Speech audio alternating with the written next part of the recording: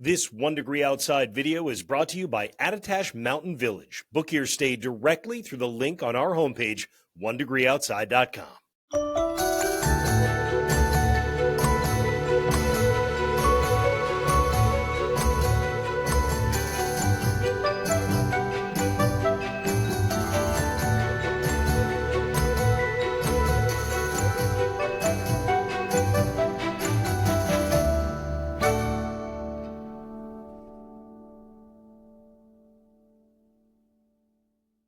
Day after Christmas Insights, the deeper dive into meteorology. Matt Noyes, and we've been reminding you of this, but there's a reason for that because the discount that we're running ends today. So this is the last opportunity to get the 15% off your first month if you want to become a member. What does this even mean?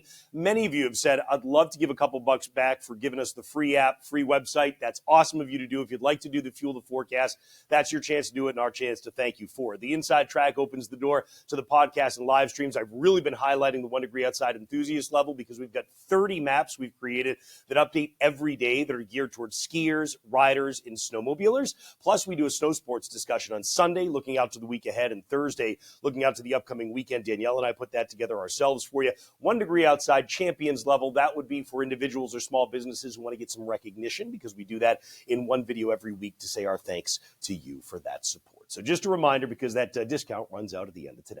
Okay, meanwhile, Jetstream is so convoluted right now, isn't it? Look at these bumps and all over the place. So you've got a number of what we call short waves. So in the Jetstream, you get long wave troughs and ridges, which are the big ones.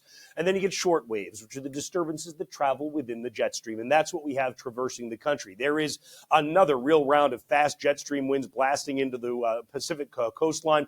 This tells us certainly that we are continuing to feed energetic disturbances into the country. And that's why the weather will be anything but quiet in the days ahead. That doesn't mean it's necessarily going to be snowy here at home. In fact, it's not. We'll take a look at why in just a moment. In fact, right now I can show you getting into the upcoming weekend, you've got the Jetstream ridge. This is a long wave ridge that comes into play. So what that means is on the south side of the jet, you get into the warm air. We are going to get into warmth as we head into the upcoming weekend, and it will be with us into the first part of next week. It is a break in the wintry pattern that mostly set in around December 20th. We had told you that was one date to look at, and then we said, all right, it's going to relax and come back again in January. Still thinking that's the case. Notice as we get toward the first of the new year, you've got a ripping jet stream coming into the eastern United States. This will fuel storm development. It still doesn't look cold enough to be snow for many of us, although there may be some snow that mixes in, and we'll talk about that here in just a moment. But what it does do is it opens the door to the return of troughing, to the return of a dip in the jet stream that would allow for colder air to start to come back into play, at least the way it looks right now, getting into the start of the new year. In the short term, we look at a storm developing out of the southern plains. We know a lot of folks have travel plans that are coming up. So today, that's just starting to grab moisture, but it becomes a little bit messier. Heading into the day on Friday, you've got delays possible at Chicago up through Minneapolis, though mostly it's due to rain, not snow, because there's warmth coming in. You've got a counterclockwise flow around storm centers. You've got a clockwise flow around high pressure centers. So in between, you've got a southerly wind. And what that means for us is warm air is going to be on the way to New England. Notice the farther west that you go, there is some disturbed weather with the disturbances still coming in off the Pacific Ocean. By the time we get to Saturday, this is a decidedly messier scenario, right? North of San Francisco, all the way up to Portland and Seattle, there may be some delays there. You've got snow that comes into parts of the northern Intermountain region, but other than that, there's a lot of rain, not snow, showing up. In fact, thunderstorms may cause delays on flights out of Houston and Louisiana, for that matter, as well. There may even be some heavy rain and thunder that mixes in when you get around Charlotte. Here at home, well, we're holding on to cold air as long as we can. We call it cold air damming, the cold air kind of pressed up against the mountains, but not wanting to let go. It will still let go, though, by the time we get to Saturday night and Sunday when most of the precipitation moves in for us. So you look at the next 48 hours, and there's your heaviest rain that comes down across a lot of the southern United States. The Arklatex region expands up to the Great Lakes. It really doesn't get in here in the next 48 hours. It's more going to be after that. So when you look at the forecast map, we'll even start out at Saturday morning. If we get a shower in here Saturday morning, with so many people traveling different times, it seems wise to mention this. If anything sneaks into Western Mass, northern Connecticut on Saturday morning, it would be light, but it would be a freezing rain shower. So it's not impossible. It's a couple of icy spots to try and develop out of that. During the day Saturday, as the temperature rises, scattered rain showers will be developing across parts of southern New England, particularly near and south of the Mass Turnpike. The farther north you go, the best chance Saturday afternoon of showers to break out would be up and down the Green Mountains, where some freezing rain showers would be mixed in, but there's not a lot going on in northern New England. For the most part, we think Saturday is going to be a dry day for winter sports across the north country of New England. You can see even by Saturday evening, you're feeding some of the showers in from the west, but not really making it into northeastern New England.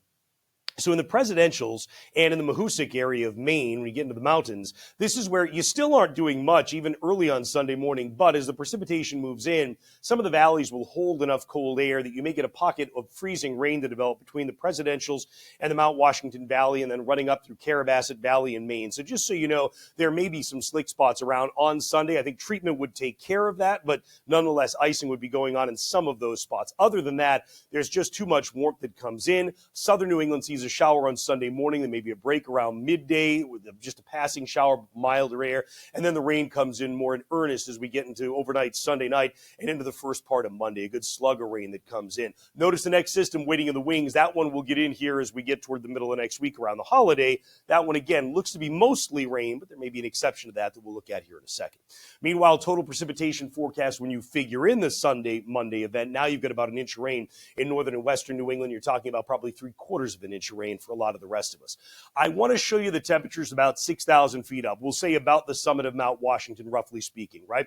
As we get out to this weekend's event, this is why I mentioned freezing rain, but I do not mention snow. Look at the freezing line. I've put it in red. If you're watching on a cell phone, it might be hard to see some of the coastal locations, but there's Boston, New York, here's Montreal. That red is the freezing line, so forget about it. You're not going to snow out of this one this weekend. If you saw anything wintry, it'll be those pockets of freezing rain that we talked about. Then as you get to the event at the middle of next week, right around the 1st, well, now we're talking about Tuesday and Wednesday, and this time you do have a little pocket of sub-freezing air trying to develop around the summits of northern New England. So it's possible that rain ends as accumulating snow across some of the mountains Tuesday night into Wednesday. But what this event does for all of us is it opens the door to a new pattern, the returning winter pattern. You can see that freezing line thrust southward here, well south of us when you get a few thousand feet off the deck, and here comes the cold spilling in. Obviously, we're going to feel that at ground level, but more than that, it is the return of wintry air that comes starting for the new year, and it's going to last you for several days. So a lot like we saw this last spell of wintry weather that started around December 20th, we're going to see another spell of wintry weather that comes in here to start the new year. Notice also, though, that we're talking about still some troughing in the eastern United States. This is in the lower levels of the atmosphere, but still, this would favor disturbances dropping through the flow and with colder air.